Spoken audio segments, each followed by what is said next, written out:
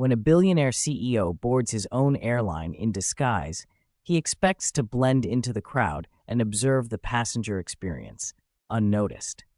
But as the engines hum and the cabin fills with chatter, a shocking conversation from two passengers behind him freezes him in his seat. What he discovers will leave you stunned. Before diving into the story, let us know in the comments where you're watching from. And don't forget to hit subscribe for more thrilling stories. Let's begin. The buzz of New York's JFK Airport blended into a backdrop of boarding announcements and rolling luggage as Daniel Harper, the elusive CEO of Horizon Air, stepped quietly onto his own plane. Dressed in worn jeans, a faded hoodie, and scuffed sneakers, Daniel cut an unassuming figure, just another passenger blending into the crowd. He tugged a baseball cap low over his face, obscuring features once splashed across business magazines as the face of the airline industry's most ambitious leader. This was his ritual, a practice born of a deep-rooted belief that spreadsheets and reports only told part of the story. To truly understand the passenger experience, Daniel needed to live it. No boardroom statistics could match the hum of the engines, the warmth, or lack thereof, of the flight attendants' greetings, or the subtleties of how staff treated every passenger, from first class to economy. He found his seat in economy, 27C, on the aisle, and settled in, his carry-on tucked in the overhead bin. He ran a hand over the armrest, noticing a small chip in the plastic, making a mental note to bring it up in the next maintenance review. His thoughts, however, were quickly interrupted. Behind him, the low murmur of two voices caught his attention. It wasn't unusual for passengers to chat before takeoff, but something about this conversation made him pause. One voice, deep and authoritative, carried the air of someone used to being in charge. The other, hesitant and tinged with anxiety, sounded younger and uncertain. "You don't have to worry," the deeper voice said. "They never check on anyone back here. Their eyes are all on first class. Back here, we're invisible." Daniel's instincts sharpened. "I know," the younger man replied, his voice trembling. "But are we sure this is going to work? What if it blows up in our faces?" The authoritative voice chuckled, dark and humorless. "Relax, kid. This is an amateur hour. We're not blowing anything up. We're sending a message. Harper, the big-shot CEO, needs to feel it. It's time he knows we're not playing games." Daniel's stomach tightened. Harper. They were talking about him. He fought to keep his breathing steady, his posture relaxed, as though he hadn't just heard his own name in a conversation that dripped with menace. Daniel leaned back slightly, careful not to make a sound.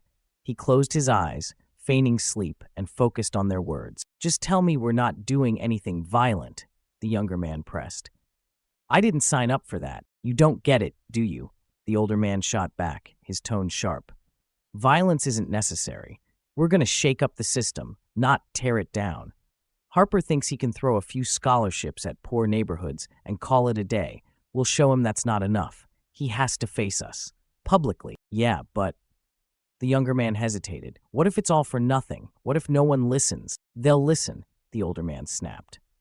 "When we land, we head straight to the place. No talking, no distractions, in and out. And remember, Harper is just a symbol.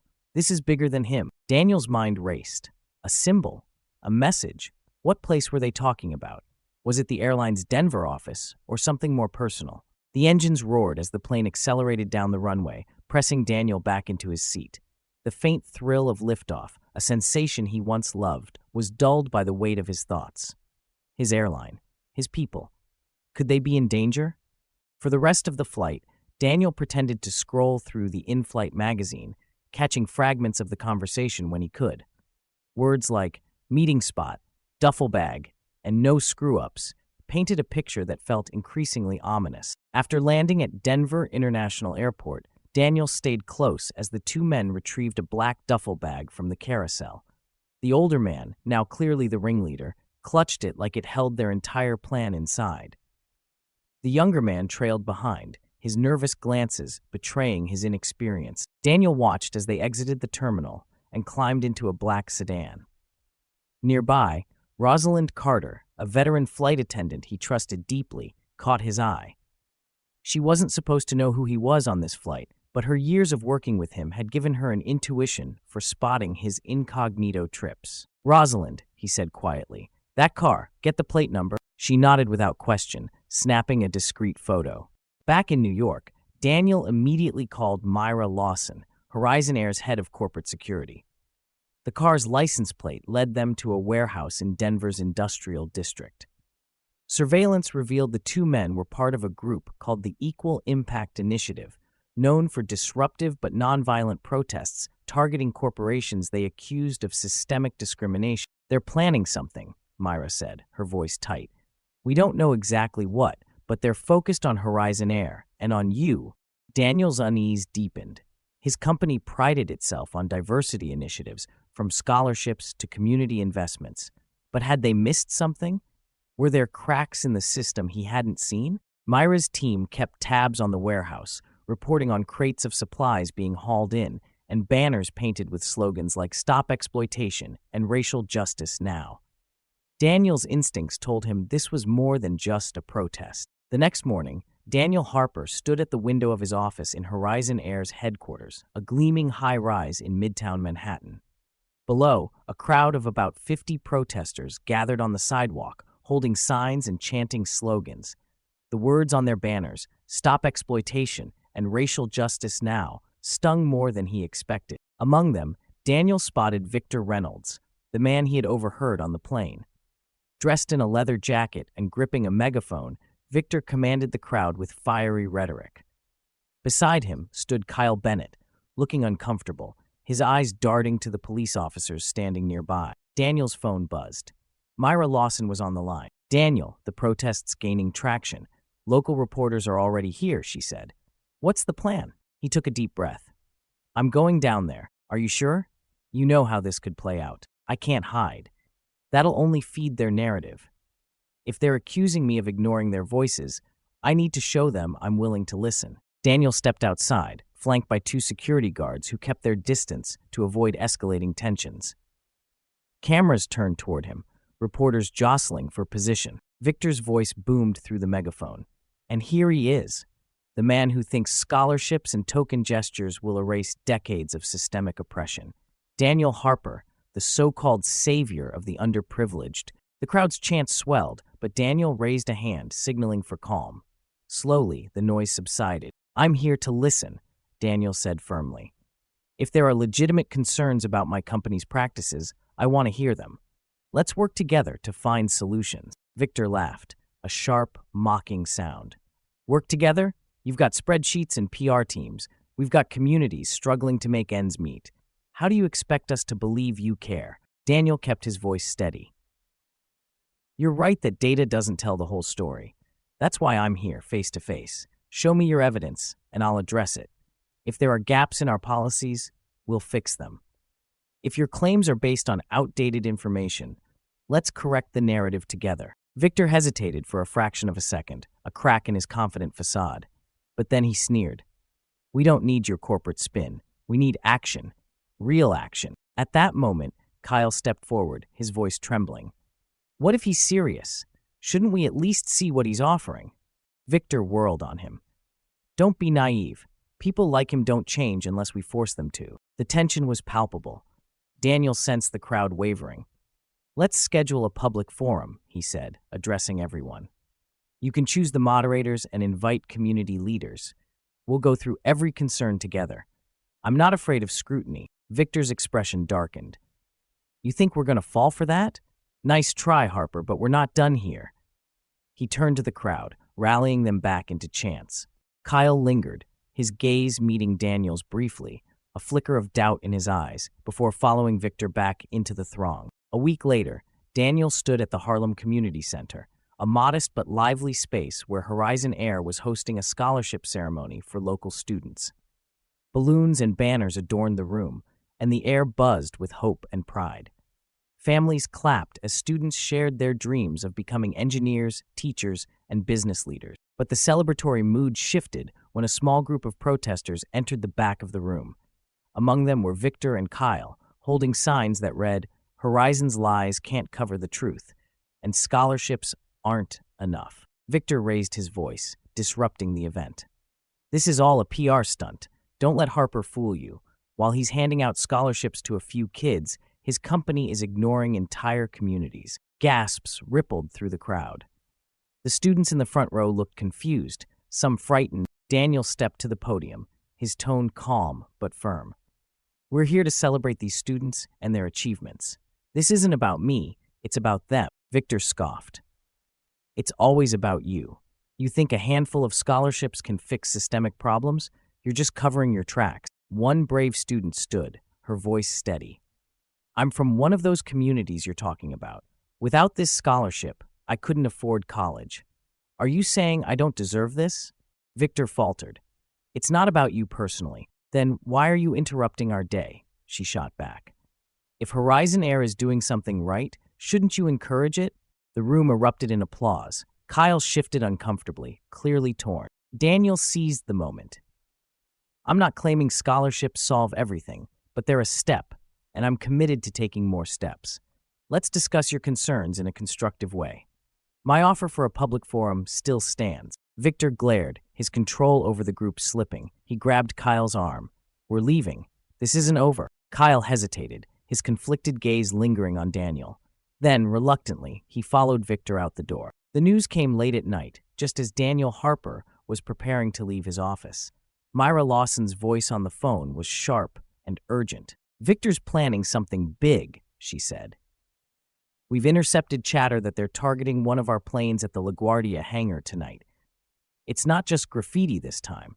They're talking about smashing cockpit windows, maybe tampering with controls. Daniel's stomach sank. Do we know how many people are involved? Victor and Kyle, plus 2 or 3 others, Myra replied. We've increased security, but the hangar is in a quiet area. If they're determined, they might slip through. I'm coming, Daniel said, grabbing his jacket. Are you sure that's a good idea? Myra asked, concern edging her voice. I need to see this through, he said firmly. If I can stop this personally, maybe it won't escalate further. Daniel arrived at LaGuardia under the cover of darkness. The hangar, illuminated by the neon glow of the runway lights, housed one of Horizon Air's newest aircraft, a gleaming jet that symbolized years of hard work and innovation. Security guards patrolled the perimeter, their flashlights slicing through the night. Hours passed with no sign of activity, and tension mounted. Just as Daniel began to think it might have been a false alarm, Myra's voice crackled over a walkie-talkie. Movement on the west side, she said. Daniel followed her to a monitor, displaying grainy footage of 3 figures climbing over a fence near the hangar. At the head of the group was Victor, his body language confident and purposeful. Kyle trailed behind, clutching a spray can, his steps hesitant. They're going for the plane, Myra whispered. As the security team moved into position, Daniel stepped into the shadows near the hangar door, watching the scene unfold. Victor reached the aircraft first, motioning for his group to follow. He gestured at the jet's cockpit, barking orders. Tag it, smash it, make it count. We're sending a message tonight. Kyle froze, the spray can trembling in his hand. I don't know about this, Victor. This feels wrong. Victor turned on him, his voice sharp. Wrong? After everything we've talked about, you're backing out now? Before Kyle could answer, the beam of a flashlight caught them in its glare. Freeze! A security guard shouted. Chaos erupted. Victor hissed, scatter, as the group bolted in different directions. Daniel stepped out of the shadows, his heart pounding. Kyle, frozen in fear, locked eyes with him. Don't do this, Daniel said, his voice calm but firm. It's not worth it. Kyle looked around, panicked. The spray can clattered to the ground as he raised his hands in surrender. Across the hangar, Victor tried to flee, but was cornered by security guards. He snarled in defiance, wielding a crowbar, but quickly realized he was outnumbered. He dropped the weapon and allowed himself to be handcuffed, his glare burning into Daniel. You think this ends with me? Victor spat as the police arrived to take him away. The next day, the headlines painted a stark picture. Attempted vandalism thwarted at Horizon Air hangar. Media coverage condemned the group's actions, while public opinion began to shift in Daniel's favor. Kyle's involvement, however, sparked a different conversation. During his police interview, he expressed regret, admitting he had been manipulated by Victor's anger. His cooperation earned him a lighter sentence, community service at the Harlem Community Center, the same place where Horizon Air's scholarship programs were celebrated. Several weeks later, Daniel visited the community center to check on the progress of the airline's outreach programs. In one of the recreation rooms, he saw Kyle mopping the floor, his expression somber. "Kyle," Daniel said, stepping inside. Kyle froze, then turned slowly. "Mr. Harper," he said, lowering his gaze, "I didn't think you'd come here." Daniel crossed the room, his tone measured. "I came to check on the programs we're running, but I'm glad I ran into you." Kyle sighed, setting the mop aside. "I messed up. I thought I was helping my community, but all I did was make things worse." Daniel nodded. "Passion can be a powerful force, but it needs direction. I saw that passion in you, Kyle. That's why I want to offer you something." Kyle blinked, confused. "Offer me what?" "A chance to help your community the right way," Daniel said. "If you're willing, I'd like you to work with us, help us identify where we've fallen short and how we can do better." Kyle's eyes widened. "You'd trust me after everything?" Daniel smiled faintly. "Especially after everything. Mistakes don't define you. How you learn from them does." Months passed, and Kyle became a bridge between Horizon Air and the communities that once distrusted the company.